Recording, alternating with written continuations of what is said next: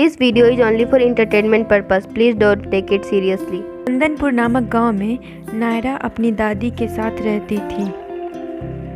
नायरा और उसकी दादी सुहासिनी अकेली ही रहती थी। वो दोनों बहुत गरीब थे और अपना गुजारा करने में असमर्थ थे।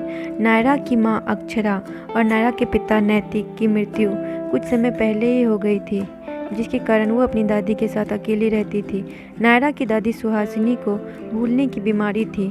उसे कुछ याद ही नहीं रहता था कि कब और नायरा के माता पिता की मृत्यु कब हुई थी और किस कारण से हुई थी। इसलिए वो अपना घर भटक गए थे और एक छोटी सी झोपड़ी में रहते थे। नायरा अपनी दादी से हमेशा पूछती कि दादी, हम इतने गरीब क्यों हैं? मेरे माता पिता की मृत्यु कैसे हुई थी? वो कहाँ हैं अभी? और इन सब सवालों से उसकी दादी बहुत परेशान रहती, क्योंकि उसे कुछ भी याद नहीं रहता था और वो कुछ भी बता पाने में असमर्थ थी। जब नायरा अपनी दादी से इन सब सवालों को पूछती तो उसकी दादी कहती कि नायरा, मुझे नहीं पता कि मृत्यु कैसे हुई थी और तुम्हारे पिता की मृत्यु कैसे हुई थी और हम यहाँ इस झोपड़ी में कैसे पहुँच गए। मुझे बस इतना याद है कि हम एक महल में रहते थे।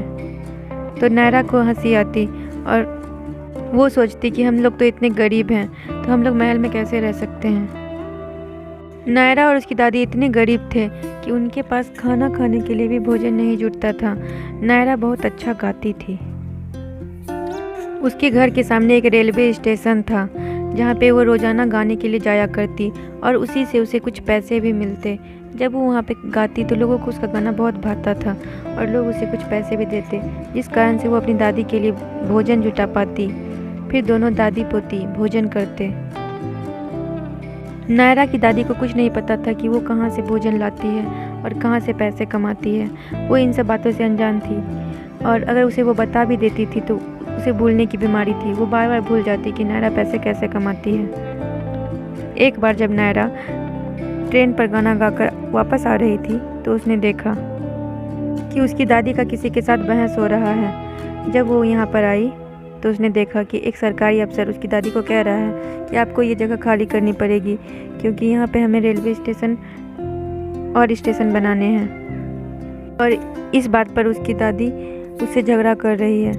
जब नायरा ने ये देखा तो वो वहाँ पर आई और उसने कहा कि मैं एक हफ्ते में यहाँ पर ये घर खाली कर दूँगी। उसके बाद वो चले गए और उसने कहा कि तुम अपनी दादी को क्यों नहीं समझाती कि वो किसी से भी बदतमीजी से बात ना करे। तो नायरा ने उस अफसर से माफ़ी मांगी और वो अफसर वहाँ से चला गया। इसी तरह देखते देखते एक सप्ताह बीत गया और जितना सामान नायरा वहाँ से ले जा सकती थी वो सामान निकाल कर उस घर से वो दादी को अपने साथ लेकर जाने लगी। जाते जाते नायरा सड़क पर पहुँची, जहाँ पर वो अपना सामान रख कर गाना गाने लगी। आसपास के बहुत सारे लोग उसका गाना सुन रहे थे, लेकिन जब नायरा की दादी ये जब देख रही थी तो उसे बहुत बुरा लग रहा था कि वो गाना गाकर भीख मांग रही है। वो नायरा से बार बार कहती कि हम लोग तो महल में रहते हैं, तुम ये भीख क्यों मांग रही हो? मुझे भीख मांगना पसंद नहीं है।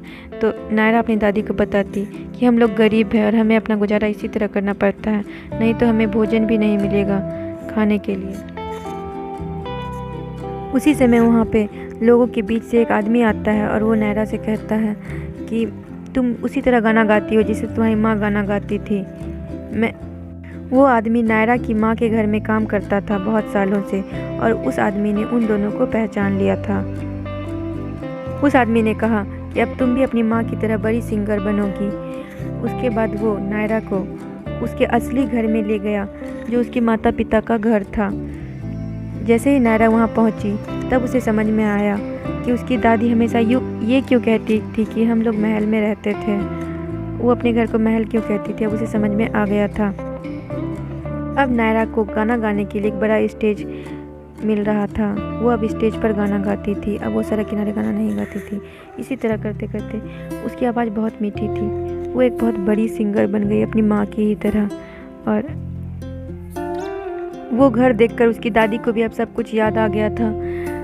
वो अपने बेटे और बहू की मौत के सदमे से सब कुछ भूल गई थी, लेकिन अब वो घर को देखकर उसे सब कुछ याद आ चुका था। अब नायरा और उसकी दादी बहुत सुख से रहने लगे। इस कहानी से हमें यही शिक्षा मिलती है कि वक्त बदलते देर नहीं लगती। आज का सवाल ये है कि नायरा की दादी से मिलने और उसका घर खाली करवाने के लिए कौन आया था।